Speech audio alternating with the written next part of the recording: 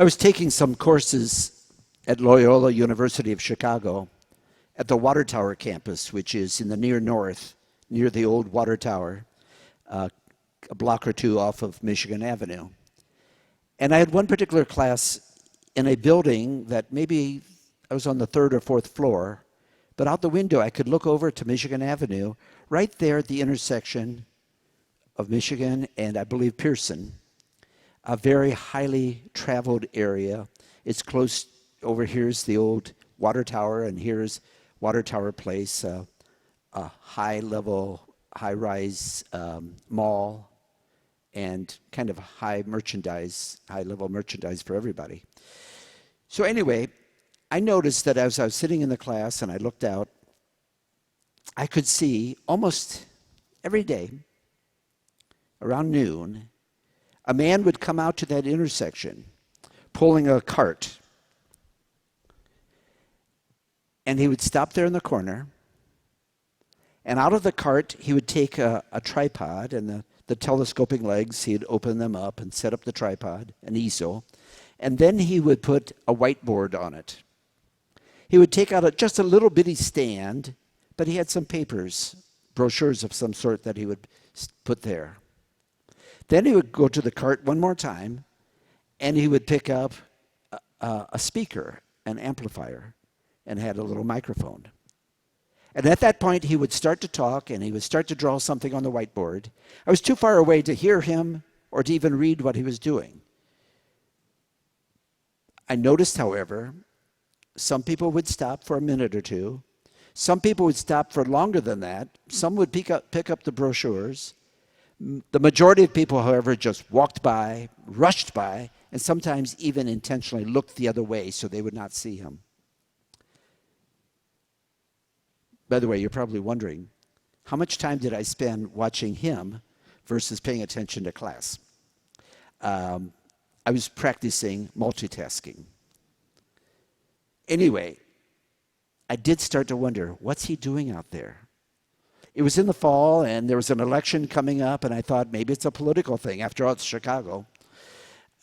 Maybe he was promoting a restaurant or a business nearby. Maybe he was a salesperson of some sort. So one day when I did not have class and I was free, I decided to go over to that area. And I got there a little early. And I wanted to see if this guy would come. But I didn't want to just sort of stand there in the corner. That doesn't look really good. So you know what you do when you're waiting? You pretend you're waiting to meet somebody. So I would look at my watch, and I'd look down the street and look at my watch again, pretending. But what I was really doing was watching to see, is this guy going to show? And before long, he came with his cart, and he took out the easel, and he took the whiteboard up there, and he affixed it, and the little stand, the brochures, the speaker, the microphone. He was all set. And then I joined the group a little bit that was watching.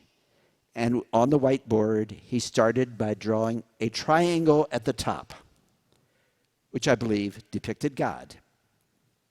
And down below, he had two stick figures, a man and a woman, Adam and Eve. And then he had an arrow going down, and he even drew flames, apparently, to represent that Adam and Eve had sinned. Then he went back to the triangle again, and had an arrow coming down and another stick figure, and he said, this is Jesus. The only way you could tell the difference was he put a little halo over the head of the stick figure, the man. In a sense, what he was doing is he was trying to give a story of salvation history, that humans sinned, were destined for destruction, hell, and that Jesus was sent from the Father for salvation. Really incredibly simplistic theologically, incredibly simplistic in terms of artistic skill. I found myself intrigued by this. What was he really doing? Why was he out there? And I finally decided he was out there because this was his interpretation of how to carry out the gospel passage that I just read today. In the gospel passage, we call it the Great Commission, where Jesus is commissioning the disciples. Go out to every nation in the world Tell them to observe all that I've taught, all that I commanded. And I will be with you always till the end of the age. That was his way of doing this. Probably not the best way. In fact, I doubt that it made a whole lot of difference in people's lives. It may have, I don't know. But it does raise the question of what's this all about for us? Do we have to become street preachers?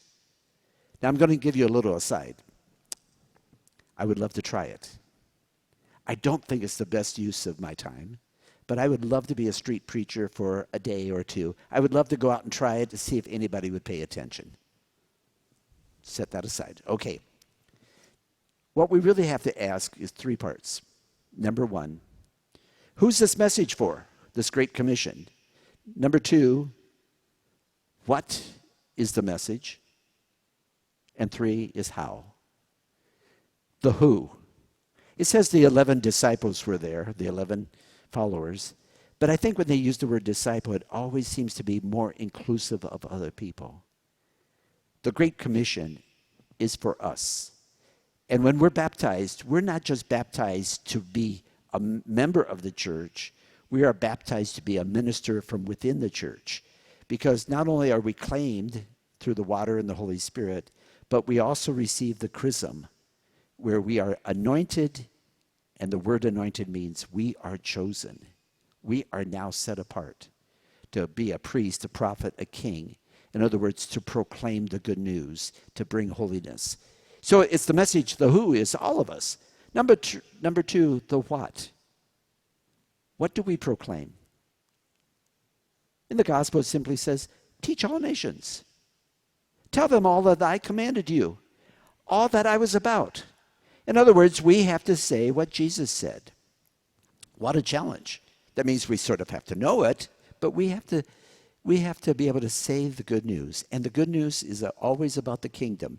Jesus preached the kingdom of heaven. Not just heaven after you die, but heaven which begins on earth. The kingdom is being planted like seeds on this earth among us, and it's growing. And so really the message is that we have to live in compassion, justice, inclusion of all people, especially those that easily get overlooked or left out, that we have to go beyond ourselves.